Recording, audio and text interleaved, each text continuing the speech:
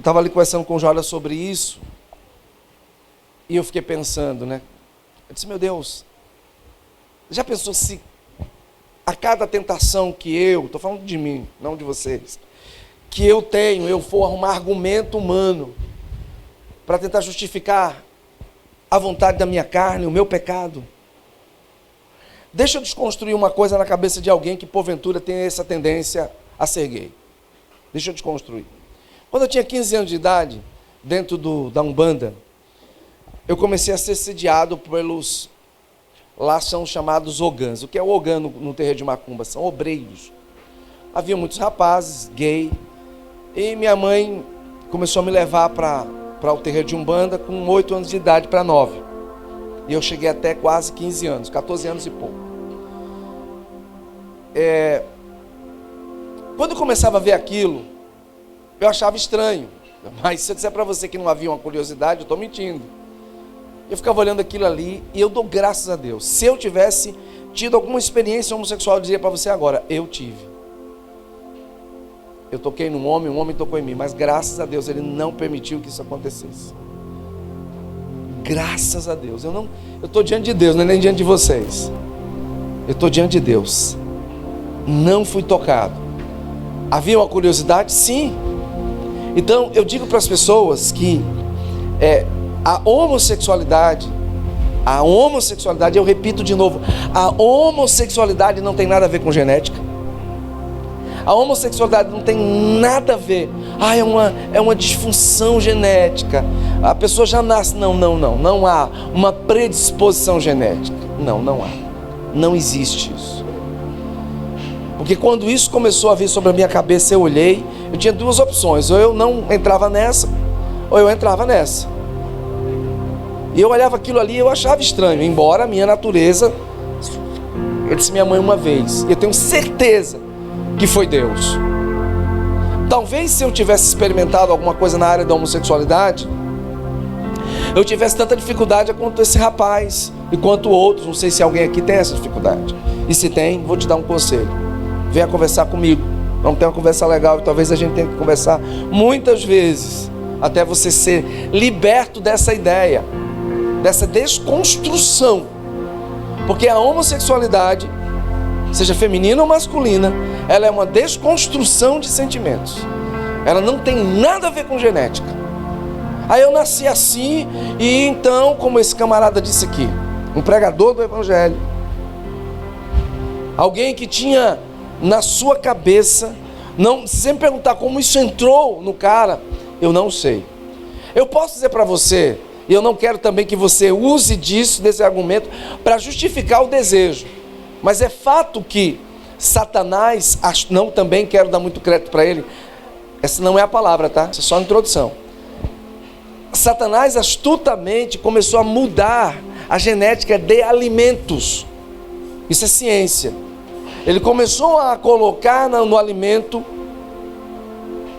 composição não só de hormônio feminino, como de hormônios masculinos, em algumas substâncias químicas. Isso alterou a genética das pessoas. Aí sim, você vê meninas hoje com 10 anos menstruando, não existe. Quando eu era rapaz era 15 anos e olha 14. Hoje meninas com 9 anos, já com pelo, já, entende? Você vê hoje rapazes, né, já assim entrando na puberdade de uma forma bem pesada. Na nossa casa, eu e minha esposa sempre optamos por uma alimentação mais saudável para os nossos filhos.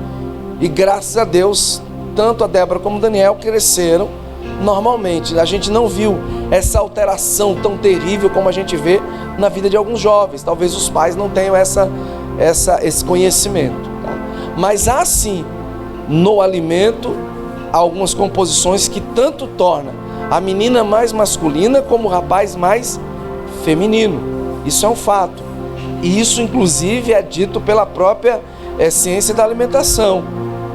Mas isso não é motivo para ninguém achar que é mulher sendo homem ou sendo homem mulher, né? Não, eu sou mulher, mas eu me sinto homem. Não, eu sou homem, mas eu me sinto mulher. Não. O que existe na verdade é uma tentação. O que existe na verdade são os sofismas. Que é isso, pastor? Sofismas, ideias que Satanás gera na mente das pessoas. E ele vai, com certeza, trabalhar na mente de cada um de nós. Talvez por conta da desconstrução paterna, você tenha uma dificuldade maior em se sentir homem ou se sentir mulher. Estava conversando com o Kleber também sobre uma situação que há meses eu fiquei sabendo de alguém que congregou entre nós, que enveredou, muitos nem conheceram, por esse caminho. Quantos estão enveredando por esse caminho? Quantos estão aceitando a homossexualidade como estilo de vida e tentando a todo custo dar o aval de Deus? Gente, é ilógico. Eu vi muitos comentários aqui, vários comentários, vários.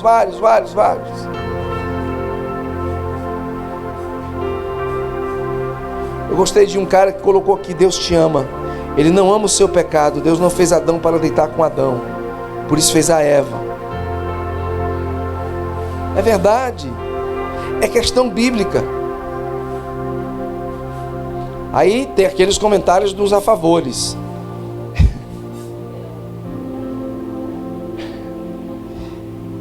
O cara diz uma coisa aqui: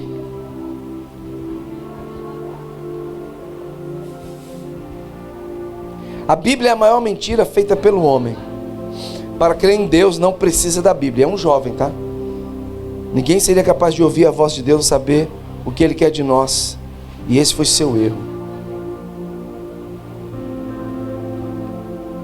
É impressionante como muitas pessoas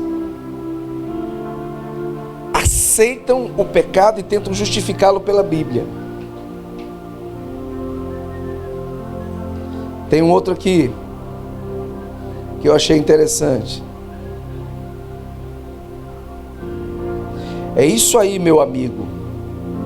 Deus te ama e todos nós somos filhos dele. Essa desconstrução, gente, ela está atingindo vocês. Por isso que eu fiz questão, o Espírito de começar essa pregação de hoje, que o tema vai ser o poder da ressurreição, mostrando que desejo, vontade, não tem nada a ver com Deus. Nós não podemos de forma nenhuma permitir que a vontade, que o desejo sobreponha ao propósito de Deus.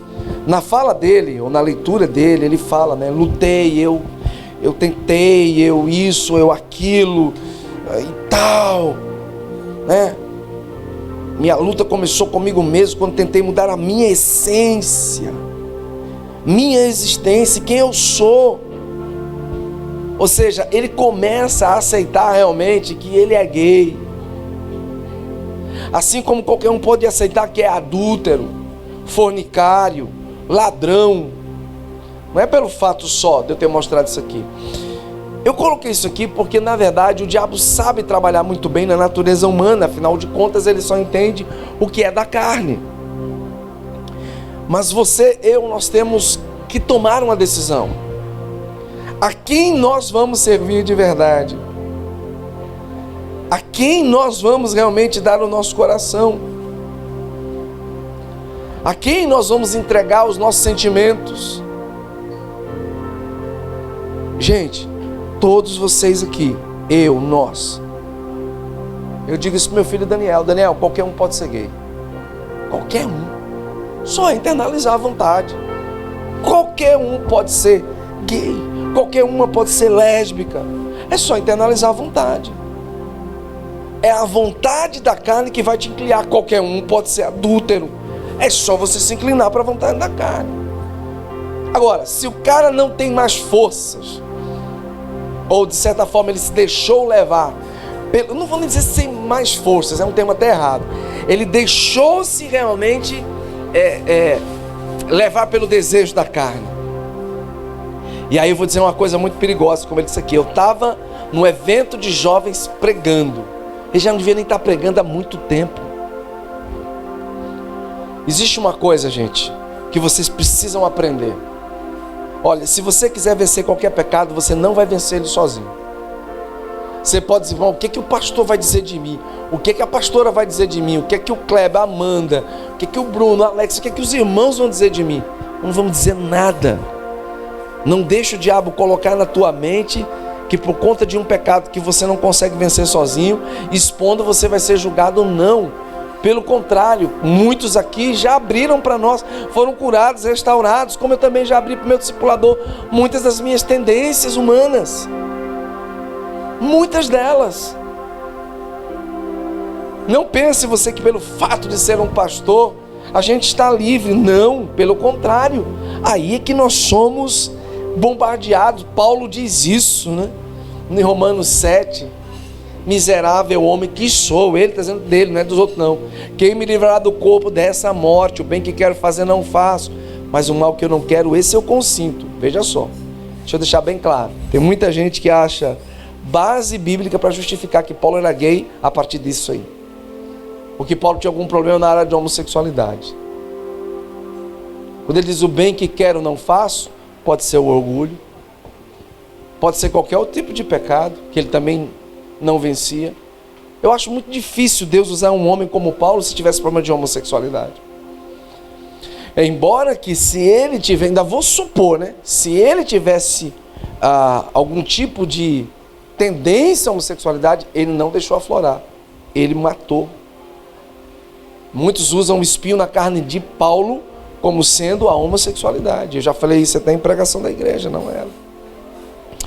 Resumindo, se um dia está amarrado, destruído, qualquer um de vocês enveredar pelo caminho da homossexualidade, vocês vão enveredar sabendo que isso foi a sua vontade.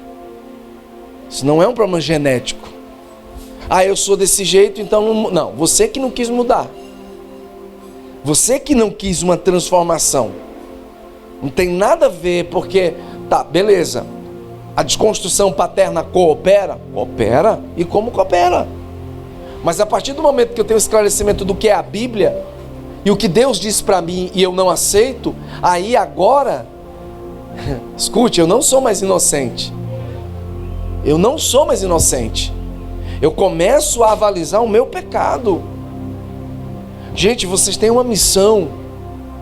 Eu estava aqui ainda agora, né? Quantos que nós já tivemos aqui várias vezes.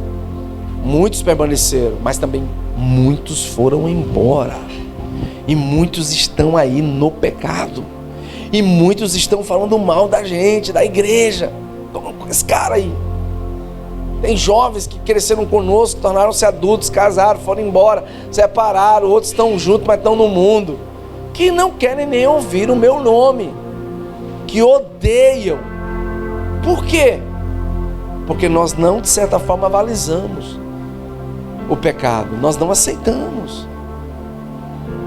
Então, por não aceitar o pecado, por de certa forma dizer, não, você não pode fazer isso. Entenda, isso está errado. Eu me lembro de uma jovem cuja mãe, quando ela estava em pecado, mandou para mim, é da igreja, né? E mandou para mim uma parte do livro do Jonathan Edwards. E o que estava escrito naquela página foi exatamente a conversa que eu tive com a filha dela. O juízo dela ainda estava no lugar da mãe, né? Mas eu já dizia para minha esposa, é muito difícil essa menina. Até porque a mãe está tentando, né? Mas ela não vai, a natureza dela é muito ruim. E ela não quer mudança. E ela manda a página do livro e diz, olha o que o Senhor falou para minha filha. Eu disse, irmã, se você observar o que está escrito aí, é basicamente o que está na Bíblia. Nós nunca vamos falar de nós mesmos. Nós vamos falar do que está na Escritura. Então se a sua filha não aceitou, paciência. Agora, compete a você também não avalizar o pecado dela. O senhor está certo. Mas foi um senhor está certo tão muxoxo que não deu nem humano. Piraram as duas. Então assim, é muito difícil. E agora eu vou entrar no poder da ressurreição. Em Filipenses 3,10, Paulo diz assim, eu quero conhecer Cristo e o poder da sua ressurreição. Mais tarde na igreja nós vamos falar mais sobre isso. Eu vou só pincelar um pouquinho.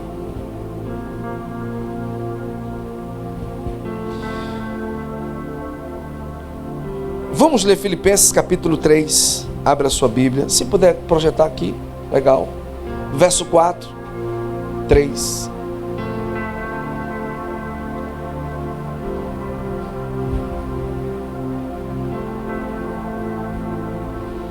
Embora eu mesmo tivesse razões para ter tal confiança, se alguém pensa que tem razões para confiar na carne, eu ainda mais. Sim. Circuncidado no 8º dia de vida, pertencente ao povo de Israel, a tribo de Benjamim, verdadeiramente hebreu, quanto à lei, fariseu, quanto ao zelo, perseguidor da igreja, quanto à justiça que há na lei, irrepreensível. Mas o que para mim era lucro, observe isso, mas o que para mim era lucro, passei a considerar como perda por causa de Cristo. Deixa aí, deixa lá naquele outro, que depois a gente vê o 8. Paulo era um bom religioso, esse jovem também era um bom religioso, pregador, tal, só que ele não era de verdade um discípulo. E nós corremos um sério risco. Vamos amadurecendo na igreja, ou tornando mais velhos na igreja, e nós muitas vezes achamos que já sabemos de tudo. Nós começamos a utilizar os cacuetes evangeliqueis, shalom, paz, querido, tal, mas dentro de nós uma luta muitas vezes profunda contra o pecado. A gente resiste em falar. Não é problema você falar, mesmo que você esteja bem andado. Uma das coisas que eu amo no MDA é que mesmo pastores com 30, 40 anos de ministério, eu conheço muitos deles, me relaciono com eles, eles continuam abrindo a vida uns para os outros, contando suas tendências uns aos outros, confessando as culpas uns aos outros. Isso é extraordinário. Eu tenho convicção de que enquanto você e eu estivermos nessa carne, nós vamos ter que estar fazendo isso. Não pare de fazer isso. Se uma tendência começa a crescer em você, por favor, não pense, não, eu tenho condição de vencer, e vai piorando, não vai melhorar. Abra. Há alguns anos atrás, eu conversando num discipulado com o meu pastor e discipulador, comecei a abrir para ele algumas tendências, vomitar algumas tendências humanas. Impressionante. Depois da oração, aquilo se dissipa, perde força. Sabe, quando você acha que pode vencer sozinho, não vai. Você não consegue vencer só. Vou te dar um conselho: não fique excluído. Não, ninguém me compreende, eu sou assim mesmo e acabou. É um perigo que você está correndo. Aproxime-se da pessoa.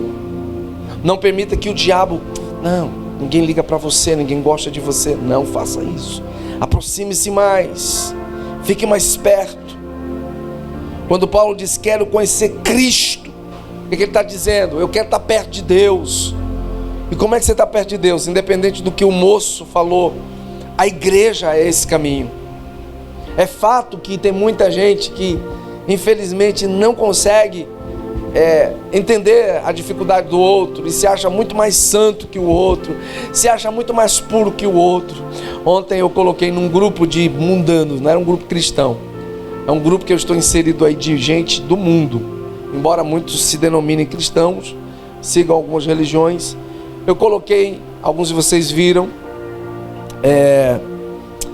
algumas fotos do martírio, de Cristo, baseado no filme do Mel Gibson, e coloquei lá. E se eu estivesse lá, eu estou falando de mim, e deixei aberto para cada um fazer seu julgamento. O cara veio com uma voadora nos meus peitos, tipo assim, quem é você para querer julgar? Eu falei, não, eu estou falando de mim, não estou falando de você. Na verdade, o que ele estava dizendo, minha esposa viu o texto, ele fez um texto enorme. Eu não aceito que você coloque dessa forma, como se eu estivesse lá. E aí ele começa a usar alguns personagens bíblicos, e eu fui vendo que na verdade ele estava tentando se justificar, tentando se achar muito bom. É impressionante como a natureza humana, ela não aceita a maldade. Eu fui em Romanos 3,10, mostrei para ele, miserável homem que sou. Aliás, Romanos 7. Fui para João capítulo 1, fui botando lá, falei, meu irmão, a sua semântica é sem nexo bíblico. Aí como eu estava num grupo de não crentes, vamos fazer o seguinte, vamos poupar as pessoas, vá para o privado, então vamos marcar um dia para nós arrazoarmos sobre as escrituras. Aí eu fui para uma pessoa que conhece, pastor, é metido a entendedor, mas rasga com ele. Eu falei, não, eu já fiz o convite. Ele se acha melhor que as pessoas. Eu falei, eu entendi pela fala dele. Quando você vê alguém que não se acha pecador, corre.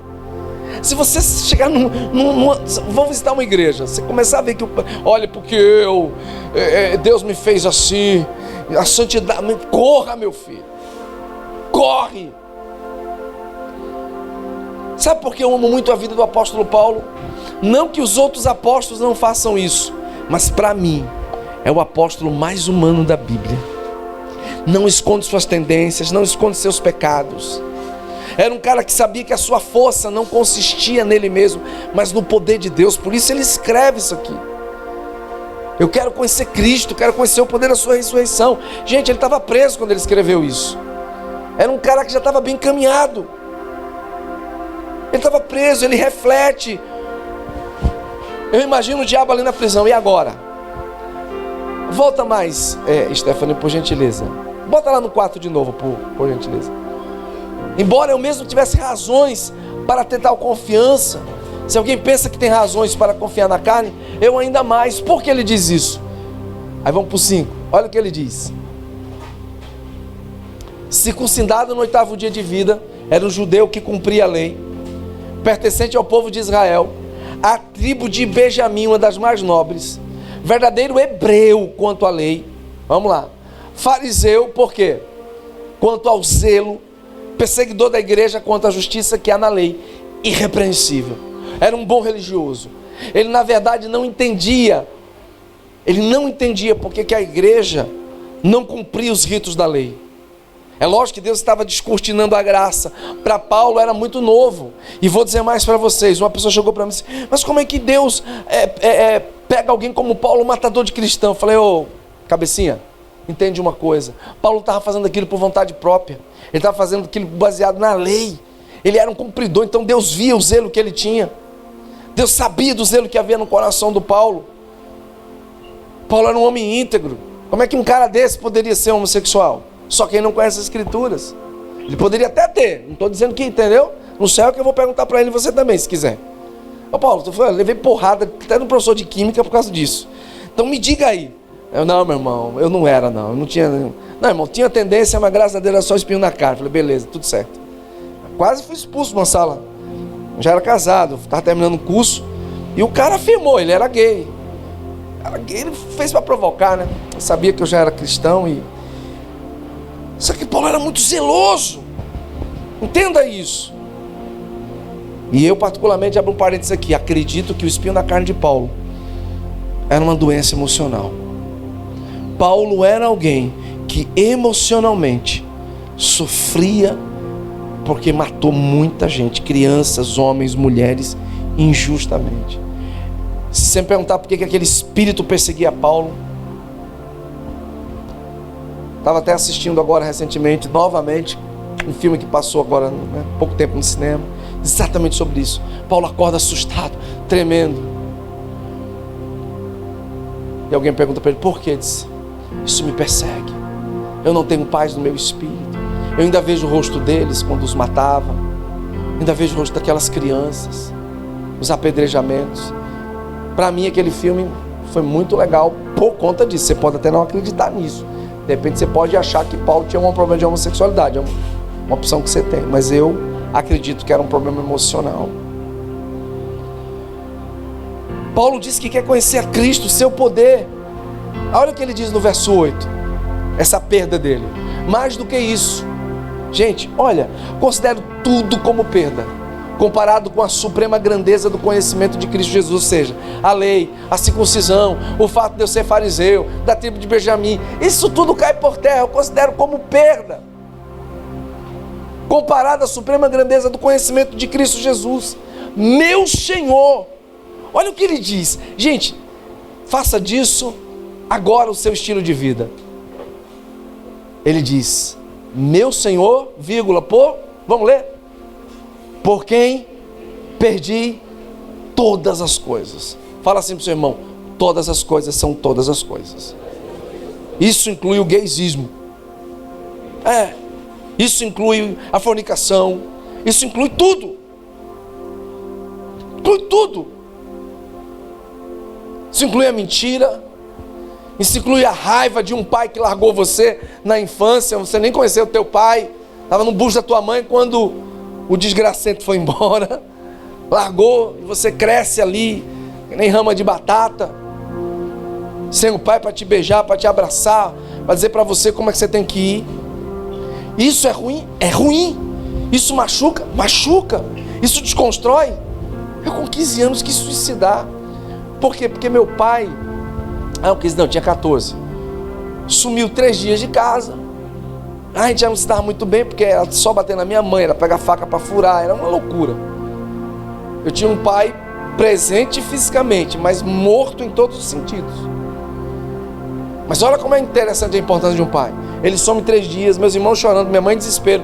Fomos para tudo que é delegacia, eu com a garganta inflamada, doente. Eu tenho 53 anos, olha como isso é sério. E me lembro de tudo como se fosse ontem. Eu me lembro de tudo como se fosse ontem. Para você ver como isso marca o coração de uma criança, de um jovem. A garganta inflamada, eu com febre, minha mãe desesperada, IML, ninguém encontra o cara. No 3º dia, um amigo dele disse: meu pai recebeu um apelídio, né? Só encontrei o Barecola lá no Zé Tenório ontem à noite. Estava bêbado, no meio da pista, não era como é hoje não, porque se fosse hoje ele tinha sido esmagado. É sério que eu vou dizer para você, a Via Expressa, quando passava um carro, você morria para passar outro. Como assim, pastor? Ninguém queria andar naquela época pela Via Expressa, era esquisito, não tinha Zé Tenório, gente, era só mato ali. Na cabecinha de vocês é impossível entender isso, né? É estranho, né? É estranho. Mas eu alcancei a Ponta Verde quando o hotel estava sendo construído. A Ponta Verde, aquele monte de prédio, era só areião. Para você falar, não, como, pastor, para com isso. A Via Expressa era só mato e cana. Ninguém queria andar.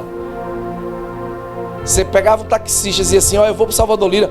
Vou nada, só vou pela Fernando de Lima e ali pela Duval. Pela Via Expressa eu não vou, porque era muito assalto, era esquisito. Aí o meu pai fazendo olé no meio da rua com o carro. Eu falei: pronto, mataram ele morreu atropelado, jogaram por aí. Aí foi que a gente começou a chorar e nada.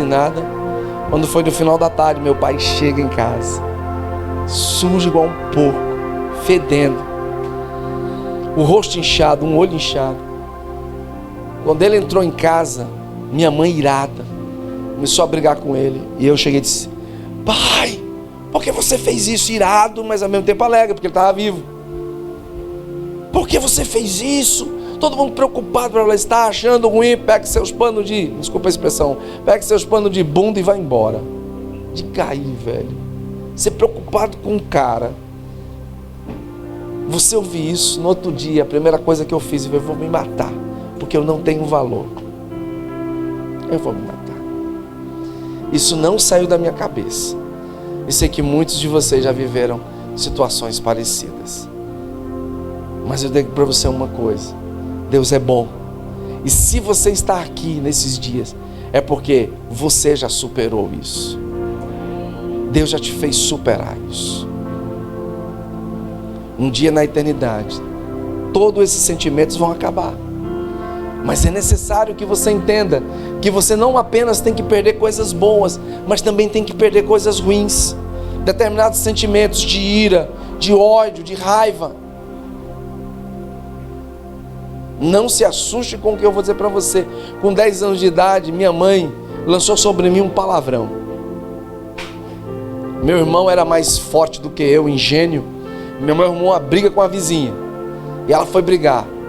E assim, apesar de eu ser uma pessoa de temperamento forte, mas eu sou um cara bem tranquilo em algumas coisas. Agora depois que espanta, saia da frente. Aí eu cheguei: mãe, não faça isso. Não faça. Ela está achando ruim. Você está achando ruim. Eu aconselho minha mãe com 10 anos de idade. Aí ela disse assim: sério, me desculpa a expressão, você parece que é viado. Cara, pensa na ira, velho. Aí eu me tornei um prostitutozinho inveterado dos 10 anos de idade, porque dentro de mim, graças a Deus, a palavra que ela lançou fez efeito contrário. Eu comecei a me prostituir com 10, 11 anos. Eu fui para bordel com 14 anos de idade. Mas para mostrar à minha mãe que eu era homem. Pensa. Ainda bem que foi o efeito contrário. Então, palavras são como sementes muitas vezes. Eu não sei que tipo de semente essas palavras geraram dentro de vocês. Mas agora, entende uma coisa. Paulo diz assim, não, volta lá. Mas eu considero tudo como perda. Ou seja, Paulo estava falando de uma perda de coisas que ele achava positivo.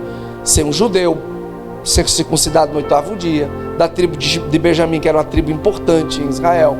Um cara que foi, inclusive para quem estuda a Bíblia sabe, Paulo era um teólogo de excelência. Paulo foi ensinado por um dos maiores homens, por um dos maiores teólogos, os maiores rabinos da sua época. Seu nome era Gamaliel. Quem estudava com Gamaliel, meu amigo, era top dos tops. Top dos tops. Então Paulo não era um fariseu comum. E sem contar que ele tinha dupla cidadania. Porque na época, o Império Romano era um império mundial que dominou todos os outros reinos, todas as outras cidades, todas as outras nações. Então ele tinha dupla cidadania. Paulo não só era romano, como também era judeu.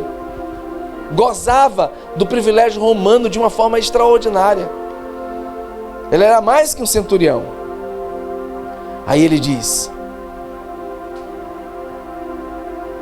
por quê? Por quem perdi todas as coisas, e eu as considero como... Paulo está considerando tudo isso como, todo mundo sabe o que é esterco aqui? Você dizer não, né? Cocô. Então, entende uma coisa. Esse sentimento que você tem, seja positivo ou negativo, a raiva que você tem, o ódio que você tem, sei lá, quais sentimentos ainda vêm. Às vezes você pode chegar no banheiro, olhar no seu espelho e dizer assim: eu me sinto mulher sendo homem. Não estou dizendo que alguém aqui tem esse sentimento. Ou eu me sinto homem, a menina sendo mulher. Entende que ele disse que todos esses sentimentos têm que ser considerados como esterco para poder ganhar Cristo. Mas infelizmente, como esse jovem, muitos que até já passearam entre nós, não entenderam assim. E ficaram chateados comigo muitas vezes. Sabe por quê? Porque eu disse para eles: você está fazendo do seu sentimento um Deus. Disse e digo para qualquer um que venha conversar comigo. Por isso já estou dizendo para você o nível de conversa que nós vamos ter. Eu disse: você está considerando o seu sentimento maior que Cristo. Você está fazendo dele um Deus. Não, pastor, não tá. Tá, porque você não quer morrer para si mesmo. Aí pronto, aí a gente não presta, aí a gente não compreende, aí a gente isso, a gente aquilo. Mas eu vou fazer o quê? Você vai entender uma coisa já já. Não dá, você não negocia as escrituras como muitos negociam. A gente não pode permitir isso. Então, olha que coisa interessante. Quando Paulo diz que quer conhecer a Cristo e o poder da sua ressurreição, Paulo, ele está falando uma coisa interessante. Ele está falando que muito mais do que uma ressurreição humana, como foi a de Lázaro, e eu vou falar sobre isso hoje à noite, muito mais que uma ressurreição de alguém que morreu fisicamente, ele está falando de uma ressurreição no Espírito. Eu já falei isso algumas vezes na nossa igreja. Um grande homem de Deus disse assim para uma multidão certa vez: se o poder de Deus é tão forte, e só Ele, só o poder de Deus para ressuscitar um vivo. Aí eu peguei na hora aquilo ali para mim. Já fazem quase 9 anos. Falei: caramba, só o poder de Deus para ressuscitar um vivo. Porque eu posso estar morto nas minhas convicções, eu posso estar morto nas minhas ideias. Gente, a ressurreição que Paulo está falando, esse poder, não é o poder que levantou Lázaro. Porque Lázaro morreu e depois ressuscitou, mas ele morreu de novo. E agora o poder da ressurreição, não vou falar tudo aqui porque não dá tempo, a gente já vai terminar. O poder da ressurreição que vocês vão ouvir hoje à noite é muito maior, porque é o poder da ressurreição que me levanta agora para a vida eterna. E ninguém pode alcançar a eternidade se dentro do coração dessa pessoa ainda há reservas, ou ideias, ou pensamentos, ou coisas que ainda aprendam a este mundo, assegurem, como ele falou agora. Foi tudo muito espiritual, né? Eu nem sabia que eu ia pregar sobre isso. O pecado gruda na pessoa, a pessoa não consegue largar. É necessário a intervenção da palavra de Deus, mas é necessário que se aceite, que se faça o caminho de volta. Eu quero que você anote isso ou mentalize. A ressurreição do poder de Cristo, ela traz algo que ninguém, nenhuma religião, nenhum pensamento, nenhuma filosofia pode dar. E o mundo está carente disso, mas o mundo também não quer, porque o mundo não quer a palavra de Deus. Embora a nossa obrigação é pregar tempo ou fora de tempo. Inclusive nesse grupo o cara disse: não coloque seu pensamento. E ele usou um termo que eu ri demais. Ele disse: se você está colocando algo, né, levando as pessoas a fazer uma reflexão que não é bíblica. Como assim que não é bíblica? Como assim? É bíblica. Reconhecer como pecador e miserável eu sou, é bíblico. É bíblico. Mas para alguém que é orgulhoso, isso não é bíblico. Não, peraí, calma. Eu sou bom demais. Por isso que as pessoas estão perdendo algo que só o poder da ressurreição pode dar. Sabe o que é, gente? Esperança. Tem gente que acha que a esperança dele é ganhar na Mega Sena. Tem gente que a esperança é ganhar num concurso público, é terminar uma faculdade. Não. A esperança que Deus nos dá na sua ressurreição não só é para a eternidade, mas eu quero que você anote isso aí. Ela nos lembra, a ressurreição de Jesus nos lembra de que esse mundo e o fato de você estar nele é porque ele conta com você para algo muito melhor. Eu sempre digo que quando um pai ele larga um filho, ou deixou um esposo, uma família, ele está praticamente assassinando as emoções daquela família, daquele jovem. Eu sempre digo isso. Não é um orgulho que eu tenho, mas eu quebrei na minha vida esse estigma. Eu não larguei, nem vou largar nunca a minha família. Já sou avô, meu filho já é um homem, e vou continuar dizendo: eu não vou largar minha família. Eu quebrei e quebro esse estigma. Eu quebrei ele quando tinha a idade da maioria de vocês. Já fazem 34, vou para 35 anos caminhando com Jesus. Foi fácil? Está sendo fácil? Nunca vai ser. Sua natureza e a minha nunca vão permitir que caminhemos facilmente. Mas entenda que o poder da ressurreição mostra para você e para mim diariamente que há um Deus que morreu por nós, um único Deus, dando a vida dele pelos nossos pecados. Porque deixa eu te falar uma coisa, não temos muito espaço, mas o poder da ressurreição, ele também mostra que o Espírito, e a gente vai ler isso já já, que ressuscitou a Jesus dentre os mortos, é o mesmo Espírito também que nos ressuscita diariamente. Lá em Romanos 8:11 diz assim: e se o Espírito daquele que ressuscitou Jesus dentre os mortos habita em vocês, olha que coisa interessante. Pergunte para o seu irmão: o Espírito Santo habita em você? É uma pergunta que você vai fazer para o seu irmão. Agora observe: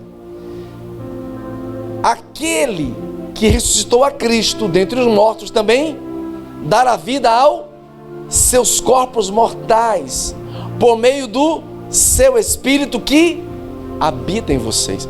Paulo começa com uma pergunta, mas ele também entra. Volta lá, só volta.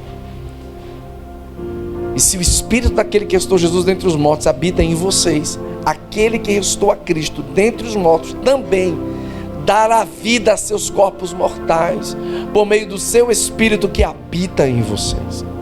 E aí deixa eu te dizer uma coisa: urge, é urgente, é necessário essa fome que Paulo tinha. Eu quero conhecer o poder de Deus, eu quero conhecer Cristo e o poder da sua ressurreição, eu quero conhecer. É um desejo que você tem que ter diariamente. Sabe, a ressurreição de Cristo não é uma história, não é uma filosofia, não é um conto. O poder da ressurreição de Cristo, eu vou falar mais sobre isso hoje à noite, é ativado na vida daquele que verdadeiramente decide-se ser revestido do poder da palavra e do Espírito. Como isso, pastor? A prática da oração, do jejum, da leitura das Escrituras. Eu vou dizer uma coisa para você: estude a vida de jovens como Jonathan Edwards, como Evan Roberts, que com 13, 14, 15 anos começaram a desejar mais de Deus. Deus não tem filhos prediletos. Deus olha para aqueles que são mais dedicados. Ele seria injusto com aquele que o busca mais se ele não derramasse mais. Deus deseja que homens e mulheres se levantem com fome.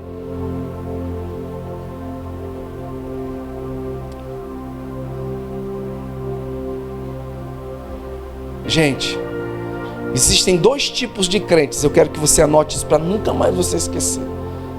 E é bíblico que eu vou te falar. Existem os crentes nominais, já preguei até sobre isso, que são os normais. E existem os crentes que são cheios do Espírito Santo. Nunca esqueça disso. Existem os crentes normais e existem aqueles que são cheios do Espírito Santo. Você vê aquele tipo de gente, tá tão difícil, é tão difícil vencer a carne, tomara que Jesus volte logo. Eu também quero que Jesus volte logo, porque tá uma bagunça. Você não pode ficar a vida inteira, tá tão difícil, tá tão complicado, é tão complicado, é difícil, meu irmão, não é fácil, nunca foi. Mas os crentes normais vivem assim. Os crentes cheios do Espírito Santo não. Eles já começam a desfrutar do poder da ressurreição de Cristo ainda nessa terra. São cheios de autoridade. Sabem que não é fácil, como Paulo sabia, mas eu tudo posso naquele que me fortalece. Essa é a diferença. E um crente normal só começa a vacilar como esse rapaz quando ele entra no automático. Se achava pregador, sei lá, não posso julgá-lo, até porque eu não conheço a história dele. Conheci um pouco no Facebook, mas eu tenho convicção por experiência. O cara não estava vivendo uma vida prática, diária de oração. Não estava. Gente, pode perguntar à minha mulher, há muitos anos atrás, quando aquele jovem foi apresentado no programa Raul Gil, eu disse: vão estragar esse menino. Pode perguntar para ela se eu não falei isso. Há anos, há 9, 10 anos, menino de uma voz linda. Eu falei até para ela, não sei se ela lembra, eu falei: o homem não nasceu para ser adorado. O homem não nasceu para ser adorado. Estão botando esse menino, assim como outros e outros, vai estragar. O moleque está todo desconstruído, vestido de mulher. Não sei quantos viram o vídeo dele cantando Agnus Dei. Zero de unção, parece estar gritando, horrível. Tem nada. Nada, cheio de si, criticando a igreja, irererê, papapai, sabe? O ego inflamado. A melhor coisa do mundo para um crente de verdade é saber que ele não é nada sem o seu Deus. Porque a natureza não nasceu para ser adorada. Não. Eu faço parte dela. Nós só podemos adorar o Criador. Por isso, eu vou falar uma coisa que eu ouvi de um cara, Stephanie, há muitos anos. Poucos de vocês ouviram falar dele. Um homem que pregava com uma maestria. Você pegava Luciano Subirá, misturava com o pastor Ibiúbe, sabe? Chacoalhava. Estou falando sério, não chegava perto não. O cara pregava. Tem uma palavra que eu aconselho até vocês a ouvirem, anote aí. O drama de Absalão. É de 88 a 89. O drama de Absalão. Assistam. Vou deixar como dever de casa. O drama de Absalão. Hein? Há poucos de vocês ouviram falar. Caio Fábio. Pouquíssimos. Sabe nem quem é o cara. Hoje o cara... zero à esquerda. Ainda é grande zero à esquerda. Ixi. Defende a ideologia de gênero. O filho dele entrou, enveredou pela homossexualidade. Defende, diz que o filho dele é mais crente do que muito crente. É uma doideira, a filha parece que é lésbica. É uma loucura. O homem entrou por um caminho que eu me arrepio. Eu digo, Deus, me ajude a nunca entrar por um caminho. Orgulho. Você não tem noção do nível de conhecimento que esse homem tinha. Ainda tem, né? Mas usando por outro lado. Mas essa palavra, quando ele era crente, mexeu com a nação brasileira. Ainda está lá no YouTube, pode assistir. Não é pecado, não. Assista. Assista. Sabe quantas pessoas perderam o senso de responsabilidade ideal? Por quê? Porque não quiseram morrer para si mesmo. E ele disse certa vez numa pregação: cuidado quando você estiver diante de um espelho se penteando. Muito cuidado. Poucas pessoas entenderam aquilo. Mas ele era tão espiritual que quando ele falava, e se você estivesse na vibe dele, você entendia o que ele queria dizer. Eu entendi. Ou seja, cuidado com o que você se acha. Eu sou muito lindo. Olha que cabelo fantástico. Olha que pele. Olha que estilo eu tenho. Você entendeu? É isso que ele quis dizer. Especialmente as moças, né? Cuidado. Minha beleza, minha formosura. Olha como eu sou linda. Olha como eu sou bela. Cuidado. Os rapazes também, né? Muito cuidado. Muito, muito cuidado.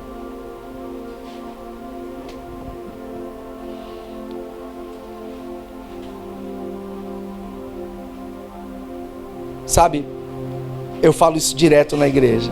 Quando um filho de Deus, porque tem a criatura e tem um filho, e aqui eu encerro. Quando um filho de Deus, ele tem a consciência do que ele é, eu falo isso direto. Anote isso para você nunca esquecer, sabe? Ele não vai pensar em agradar todo mundo. Não vai. Quando esse filho de Deus tem a consciência do que ele é no poder da ressurreição do Espírito, ele não vai agradar a todo mundo. Eu não lembro qual foi o pregador, onde ele disse: se você quiser divertir as pessoas, não seja um cristão, seja um vendedor de sorvetes. Vá vender sorvete para agradar todo mundo. Não lembro agora se foi o Jonas Eduardo, não sei quem foi.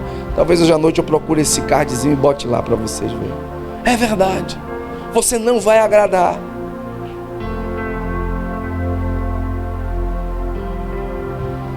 Quando você é um cristão de verdade, nascido de novo e crê no poder da ressurreição, você não tem medo do rosto dos homens. Você não tem medo do que eles vão dizer para você. Você não tem medo. Ah, eu odeio esse tal de pastor Manassés. Ixi, meu irmão, eu já ouvi tanto isso que você não tem nem noção. Tanto. Gente que eu nunca nem ouvi falar. Rapaz, o cara lá disse que eu odeio, mas ele nem me conhece.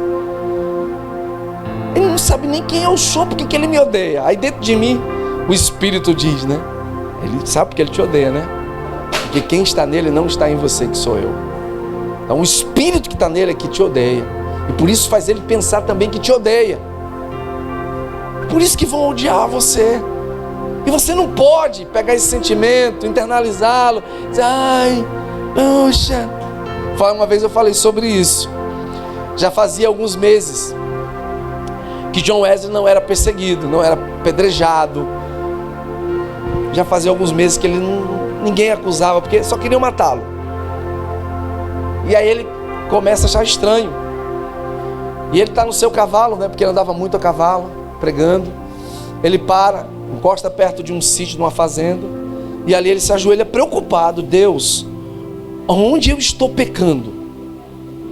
Aonde eu estou pecando? Ninguém quis me apedrejar, já tem um tempo. Ninguém fala mal de mim. Deus, eu estou pecando aonde? Me diga. Aonde eu estou pecando, por favor? E ele começa a orar fervorosamente, pedindo perdão por seus pecados, e começa a orar, ele vai orando ali durante horas. De repente, do nada, sai um cara jogando pedra nele: miserável, saia daqui da minha terra, eu não quero você aqui. Ele: glória a Deus por isso, está tudo normal. Pega o seu cavalo e pica a mula. Sabe, queridos, não é que você tem que ser chato, não. Até porque eu disse à minha esposa: o que eu fiz com esse cara? Eu não fiz nada, eu só fiz botar aqui um card da Páscoa, né? Deixa eu ver se eu acho aqui. Eu fiz botar um cardzinho, né? Foram 3 cenas. Quem viu isso no Instagram? Alguém viu? Estava lá no meu Instagram. Esses 3 cards eu botei aqui. Crucificação, ele aqui sendo pregado e tal, e coloquei. Será que se estivéssemos no dia da sentença e crucificação de Jesus, seríamos a favor do seu martírio? Aí eu coloquei: não sei você que está lendo agora a pergunta, eu com certeza o sentenciaria. Pronto, acendeu a fogueira no cara. A resposta dele foi interessante. Ele diz aqui: a oportunidade única para mergulharmos inteiramente nos mistérios da paixão, da morte e ressurreição de Jesus Cristo impõe um rigor próprio de observar tudo isso no silêncio do seu coração, sob o risco de oferecer a mensagem, que fui eu, como produto final de uma vaidade retórica. Não, é o Rolando Lero. Rolando Lero. Eu falei: que esse cara... Não, pelo amor de Deus. Aí ele vai mais ainda, né? Eu não vou nem... Não, ele... Não.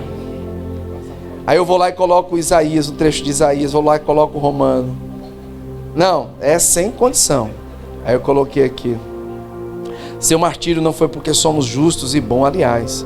Quando questionaram acerca da sua bondade, ele disse em Mateus que bom só era um, que era o Pai. Aí eu botei para ele, né? A propósito, eu me sinto desse jeito. Ninguém é obrigado a ter o mesmo sentimento. E segundo, que ele me julgou, né? Que poderia ser uma vaidade retórica, a minha explanação. Eu botei: julgar um sentimento pessoal como um produto final de uma vaidade retórica anula a ordem ensinada em Mateus 7:1, que você não deve julgar ninguém.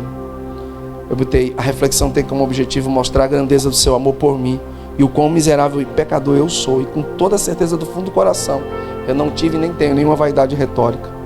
Peço perdão se te ofendi, ou se ofendi alguém em relação à mensagem da Páscoa. Como sacerdote, só expus as Sagradas Escrituras. Peço novamente perdão. Desconsidere se causei algum tipo de constrangimento, desconforto a você. Sabe, reconhecer o quanto somos maus. E a gente já leu isso na igreja, gente. Se vós que sois maus, foi o próprio Jesus que disse. Ele não disse assim: se o Bruno que é bom, e eu sei que ele ama, ele dá a vida pela filha dele, tenho certeza. Se hoje o médico dissesse: olha, está amarrado de tudo, nunca vai acontecer. Bruno, é necessário você pegar uma grande parte do teu sangue para doar a sua filha, senão ela morre.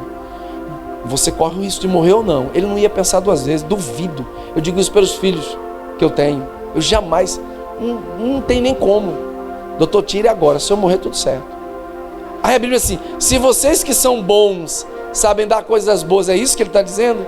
Se vocês que são maus, aí se o cara lá, se o Rolando Lero não se sente mal, fique com sua bondade, filho.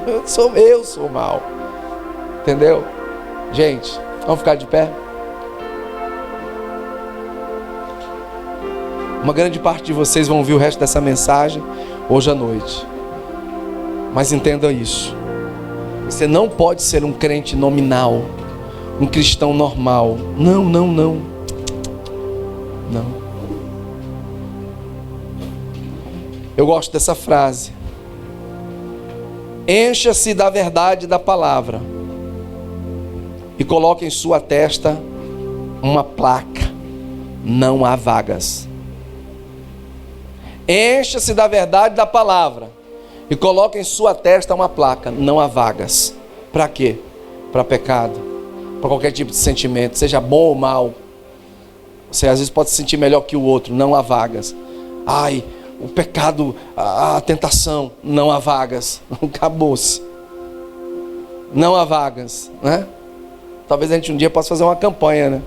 Não há vagas. Depois vai perguntar por quê. Eu vou dizer para você por quê. Sente aqui. Bota lá: não há vagas, em um versículo bíblico. Não há vagas, cara. Seja um crente cheio do Espírito. Amém? Eu sei que vocês já foram todos preenchidos, já foram cheios, não há nem mais necessidade disso. Só quero que você termine esse evento com essas palavras, acreditando que o poder da ressurreição fez de você e de mim um vencedor. E agora eu vou terminar com uma palavra muito dura. Se um dia você desistir, não foi o seu pai, não foi a sua mãe, não foi ninguém, seja a igreja, seja pastor, ou Deus, ou Jesus, foi você mesmo. Motivos nós teremos de sobra. Os questionamentos virão. Os questionamentos virão. Eu me lembro quando perdi meu irmão e quando eu perdi a minha mãe. Gente, Deus, minha esposa, alguns caminham comigo já sabem. Deus já me usou tanto para, através das minhas mãos, Ele trazer cura. E eu pedi tanto pela minha mãe morre nos meus braços praticamente. Cheguei, fazia 1 minuto que ela tinha acabado de dar o último suspiro, seu corpo estava quente. Primeira coisa que o diabo fez: cadê o teu Deus?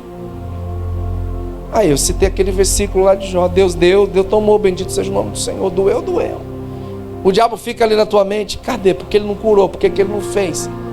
Eu sei lá, meu irmão, na eternidade eu vou saber. Agora eu sei de uma coisa: guarde o seu coração, coloque na sua testa: não há vagas para qualquer tipo de sentimento, de ideia. É fácil? Nunca vai ser.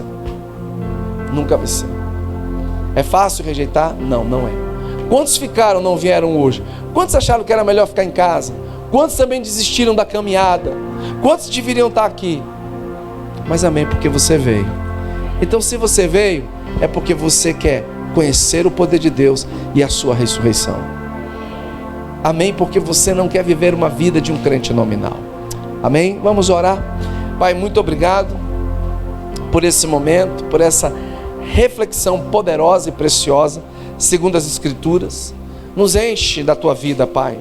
Nos enche do teu poder e da tua autoridade. Obrigado pela tua morte, mas acima de tudo, pela tua ressurreição. O túmulo está vazio. A pedra foi removida. E não foi por mãos humanas. Foi o poder do Espírito que o ressuscitou dentre os mortos. E agora nós podemos receber a vida de Deus. Obrigado por esses dias incríveis. Obrigado, Senhor, pelos teus filhos que vieram. Eu quero te agradecer pela vida de cada um deles. Obrigado pela vida do Kleber, da banda. Obrigado pela vida de cada um que estavam debaixo da autoridade deles, servindo, os que estão servindo, os que estão, Senhor Deus, organizando, até um pouco ainda irão organizar. Cada um deles. Que o Senhor abençoe a vida desses santos. Cobre aqueles que estavam à frente. A vida, Deus, do Lemuel, a vida de Luan, a vida do Bruno, Deus, a vida da Stephanie, a vida do Jordan, do Caio, de cada um, do Rafinha. Deus, a vida de cada um desses que trabalham na mídia, dos que estavam aqui servindo de alguma forma, por cada um destes santos. Queremos orar e te agradecer pela vida, Senhor Deus, da dona Aline, por sua equipe, que com tanto amor e carinho estavam cozinhando nesses dias, servindo com excelência. Pai, muito obrigado por eles também. Te agradecemos por esse lugar, por essa chácara, pelo ambiente, por tudo que aconteceu nesses dias. E eu sei que ainda, Senhor, irão acontecer coisas extraordinárias. Eu sei, em nome de Jesus. Queria chamar o pessoal do louvor. Nós vamos concluir com uma canção.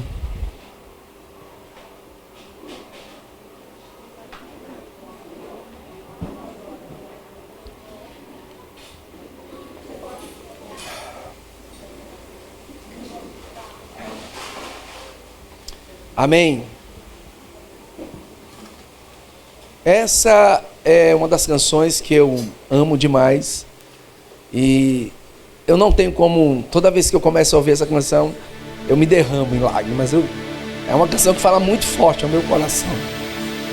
Ela me quebra muito, porque ela mostra o amor de Deus, o poder de Deus na minha vida e na sua, e o quanto Ele é Pai, o quanto Ele é amoroso.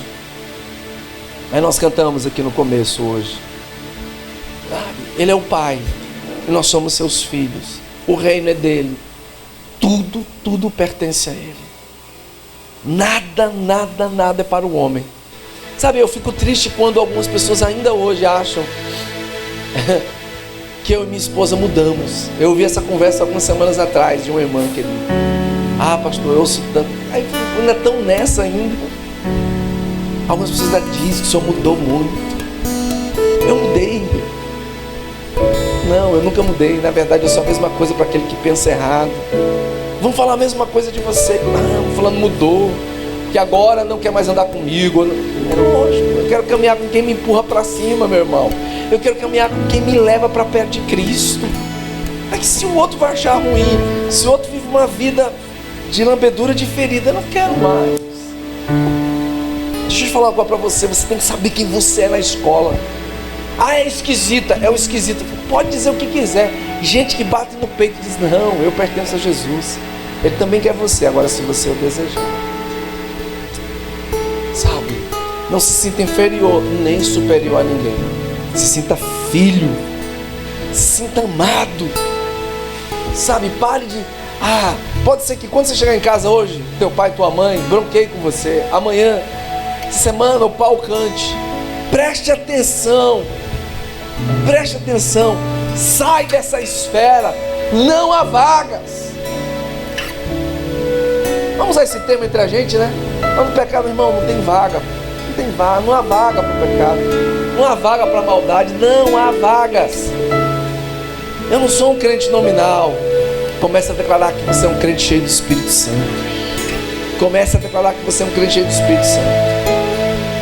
Comece a declarar. Essa semana, pasme com o que eu vou dizer para você.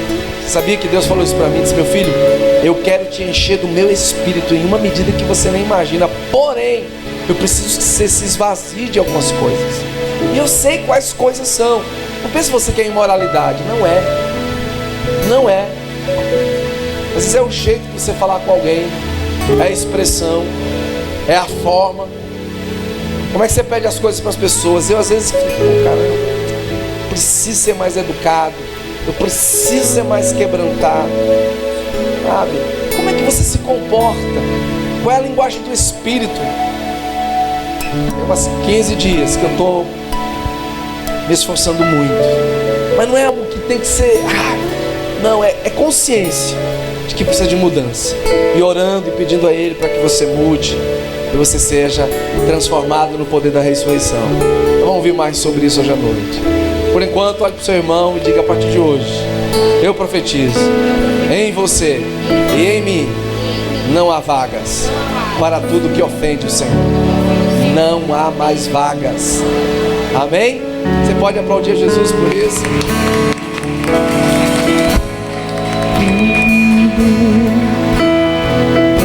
Está preparado aqui. Diz isso. A casa. Oh Deus, nós queremos. Meu coração também. Só Ele. Tu és o único motivo que me fez chegar. É verdade, Deus. O Senhor é o único motivo.